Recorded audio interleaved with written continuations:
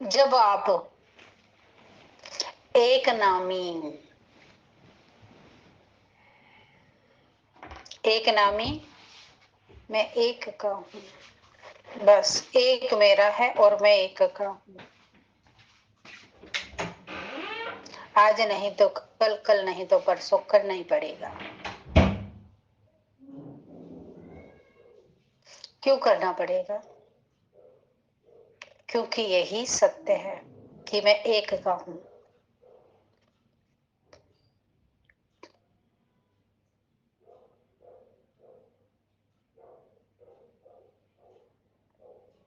मैं सत्य का हूं और सत्य मेरा है। जितनी जल्दी आप इस बात को समझ जाएंगे, सुन लेंगे ये नहीं, समझ जाएंगे।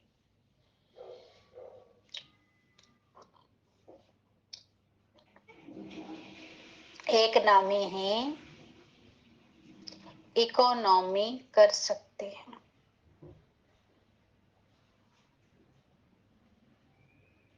वो कैसे? जब मेरी बुद्धि 10 लोगों में भटकी हुई नहीं है, 10 स्थान पर मेरी बुद्धि भटकी नहीं है, मैंने अपने आप को सार में ले आया है, एक नामी बना लिया। तो लेना भी एक जगह, देना भी एक जगह। सारा हिसाब किताब कहाँ है? एक ही जगह, सत्य के पास, एक ही बैंक में। अब मेरे हिसाब किताब 10 लोगों से नहीं है, मेरे 10 खाते नहीं खुले हुए। अब तो लेना भी एक से और देना भी एक को। फैले हुए पेड़ को, बिखरे हुए पेड़ की टहनियों को समेट के एक में ले आओ।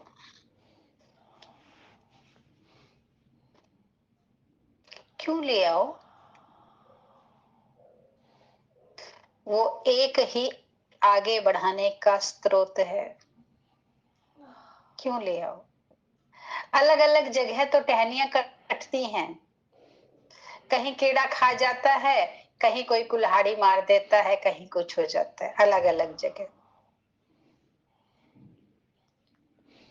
दुख ही दुख है। जहां 10 जगह अपने मन की टहनी को फंसा कर रखते हैं, वहां से दुख खींच के लाते हैं, कष्ट खींच के लाते हैं, पीड़ा। और जो सब जगह से टहनियों को हटा के एक में स्थित कर देते हैं,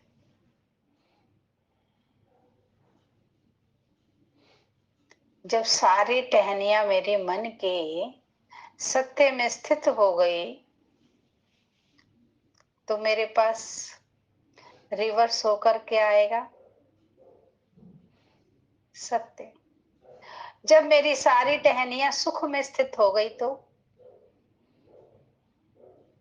सुख ही आएगा लौट के। शांति में स्थित हो गई तो शांति आएगी लौट के। अगर टहनियां ही अशांति में फंसा रखी होंगी तो हटा लू ना,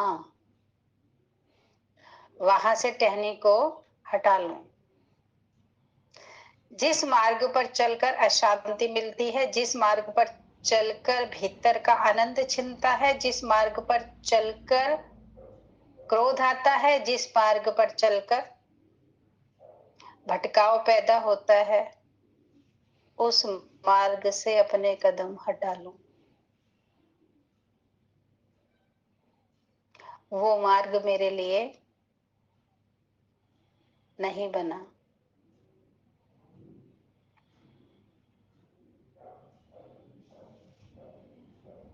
तो एक नामी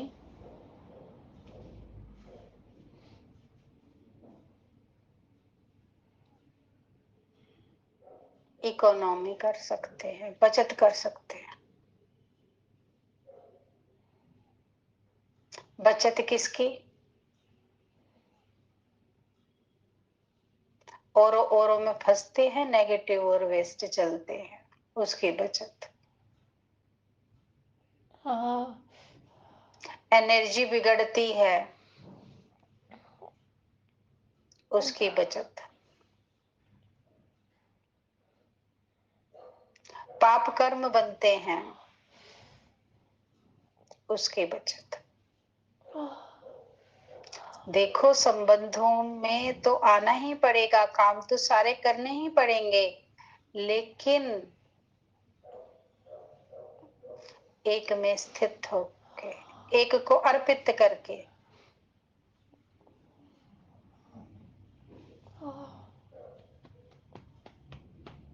ये भी तुम्हारा कार्य है, ये भी तुम्हारा कार्य है, ये भी तुम्हारा कार्य है।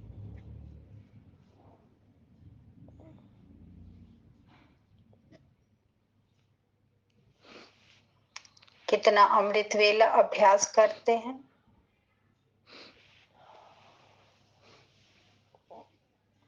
कितना दिन भर में और कितना सोने से पहले।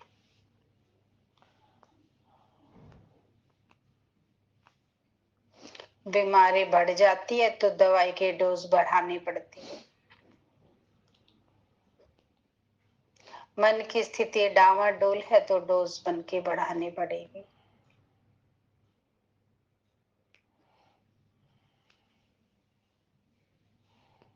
मन स्थिर होके कुछ भी कार्य करो।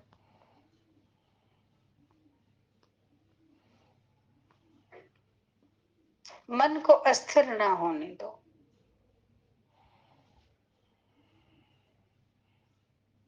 अस्थिर मन कहीं वहां टकराएगा, कहीं वहां। जब बच्चा वाचाल हो जाता है, नटखट हो जाता है, शरारती हो जाता है,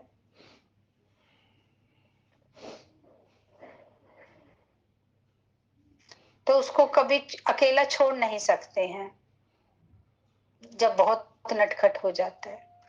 इसी तरीके से अगर मन नटखट हो जाता है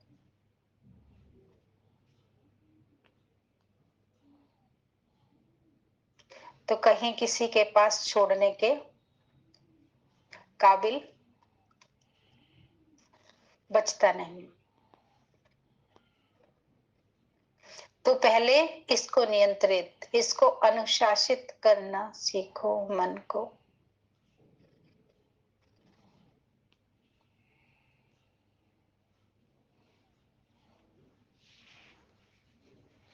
पहले पूरा ध्यान आत्मा में, और ये सोच के आत्मा में लगाओ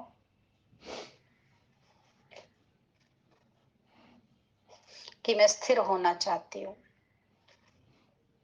मैं आत्मा परिपक्व होना चाहती हूँ। ये इस आत्मा में ध्यान को लगाओ। काम तो उसे,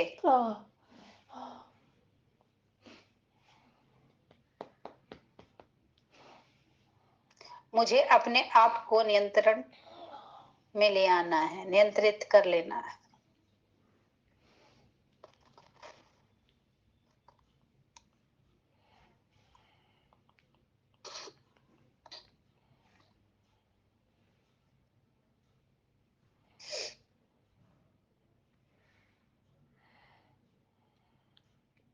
आत्मा में देखते जाओ, और धीरे धीरे जब लगातार देखते जाएंगे, आपकी आत्म ज्योति बढ़ती जाएगी।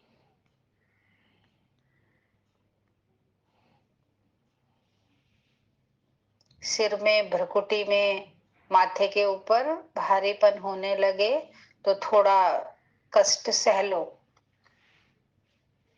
क्यों?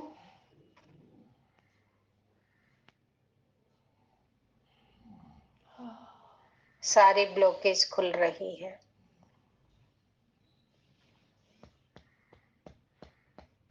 अंधेरा अंधेरा दिखने लगे तब भी परेशान मत हो। भीतर जो तमस पड़ा है, मेरे भीतर जो, वो बाहर आ रहा है। आपको लगे कि मुझे तो सब अंधेरा अंधेरा दिख रहा है, कुछ नहीं दिख रहा, कोई रोशनी नहीं दिखाई दे रही, तब भी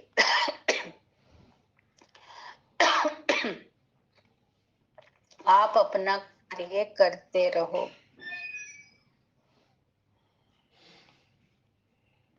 धुआं छट जाएगा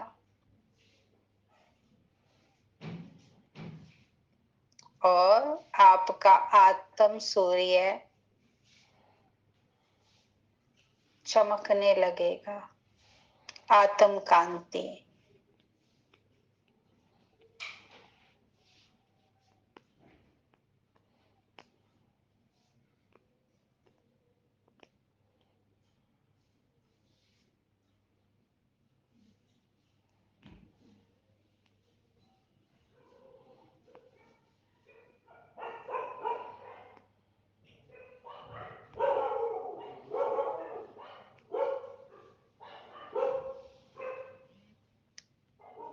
पूरा जागरण। जागरण का मतलब है अपने भीतर संकल्प जागृत रखो कि मैं क्या कर रहा हूं,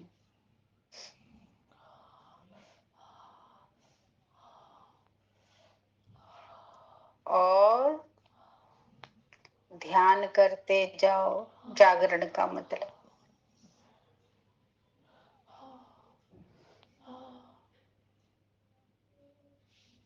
मुझे आगे बढ़ना है।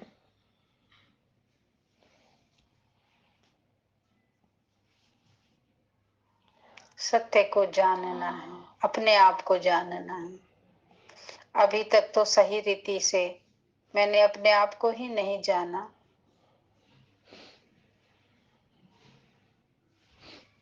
पहले से इतना जान पाया हूं, तो पहले गलत था तो अब इतना तो जाना है ना मैंने अपने आप को। अभी और जानना है, पूरा जानना है।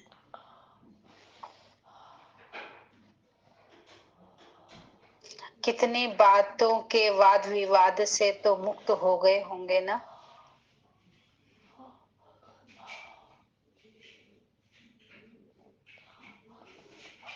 कितनी उलझन से। कुछ बातें तो पहले से स्पष्ट होने ही लगी होंगी ना। अभी और स्पष्ट देखना बाकी है, बहुत कुछ जानना बाकी है। और उसकी जानने की फर्स्ट सीढ़ी है आत्म दीदार।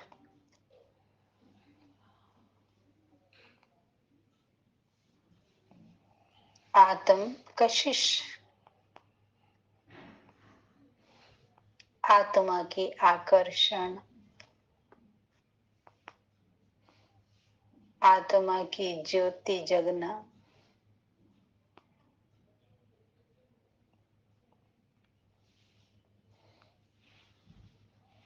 तभी तो परमात्मा की शक्तियों को धारण कर सकेंगे जब आत्मा शुद्ध हो जाएगी।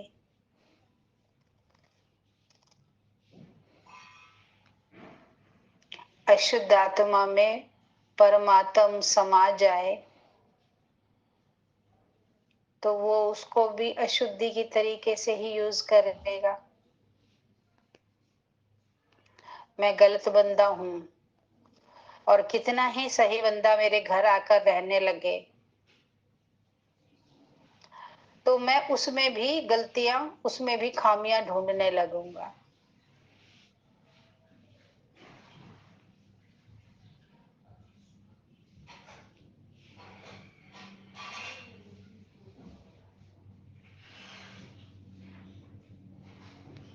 तो इसलिए सत्य मेरे भीतर उतरे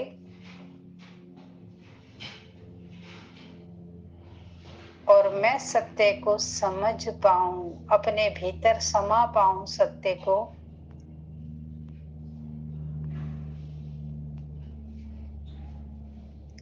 उससे पहले मुझे अपने आप को शुद्ध करना पड़ेगा। मैं उसको जान पाऊं, उसको संजो पाऊं, अपने भीतर समेट पाऊं।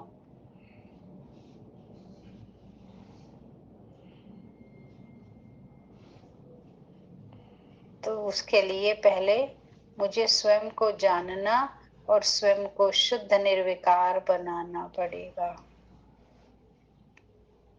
और साधना के, जितनी साधना करोगे जितना तपोगे,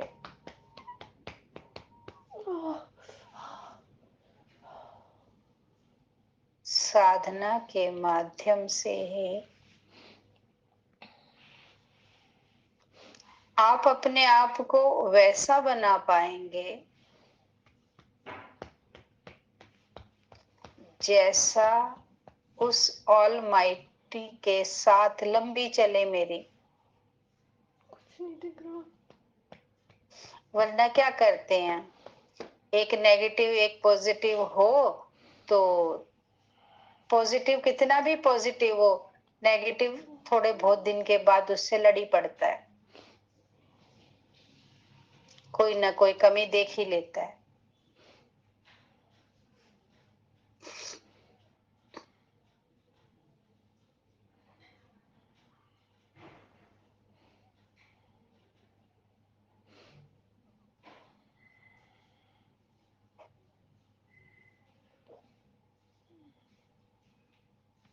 तुम मेरे भीतर उतर आओ,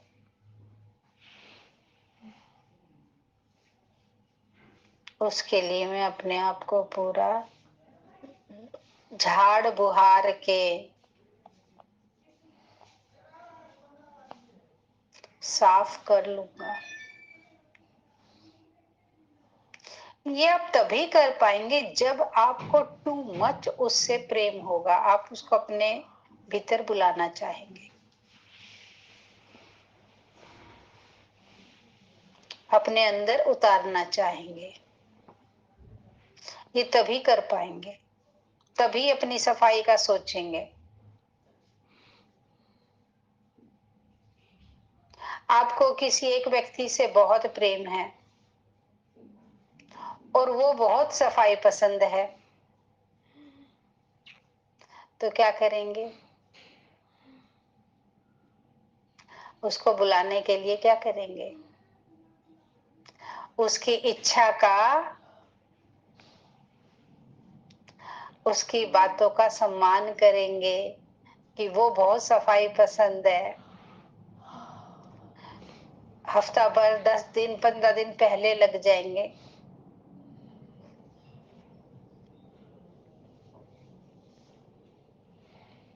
कि मैं सारी सफाई कर डालूं जिससे वो आए तो उनको अच्छा लगे।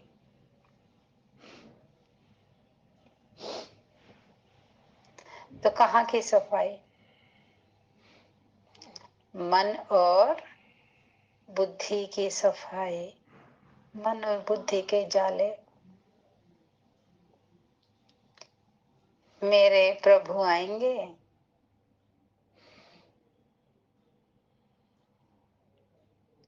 कहीं से भी कोई कोना मैला ना मिले।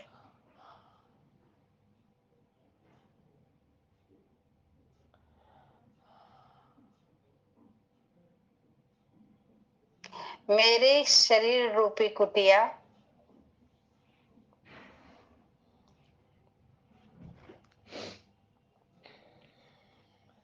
पूरी जगमग।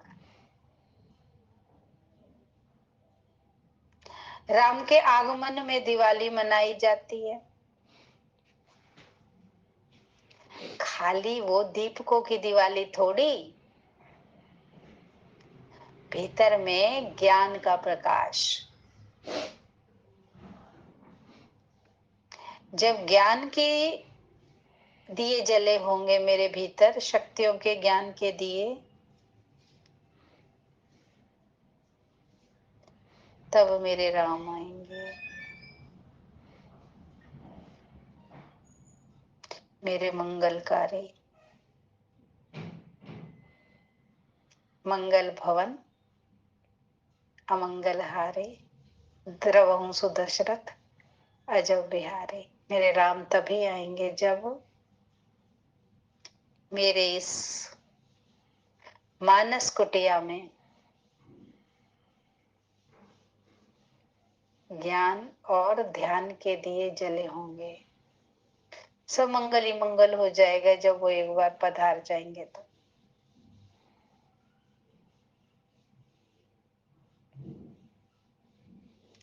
उस तक के लिए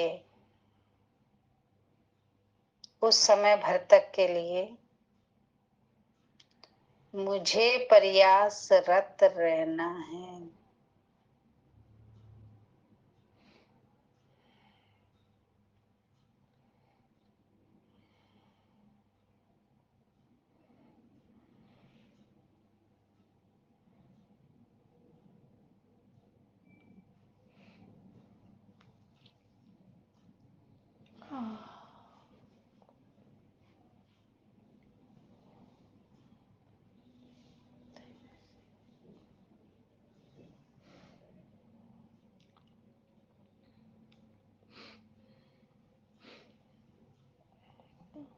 क्या समझ आई? कोई बात है जो अभी समझ नहीं आई हो?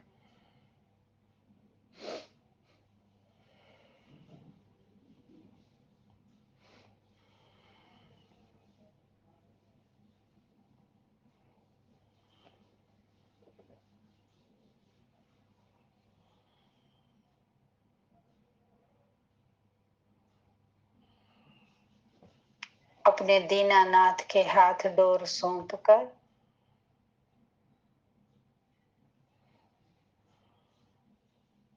सर्व गुणों की और सर्व शक्तियों की प्राप्ति करो।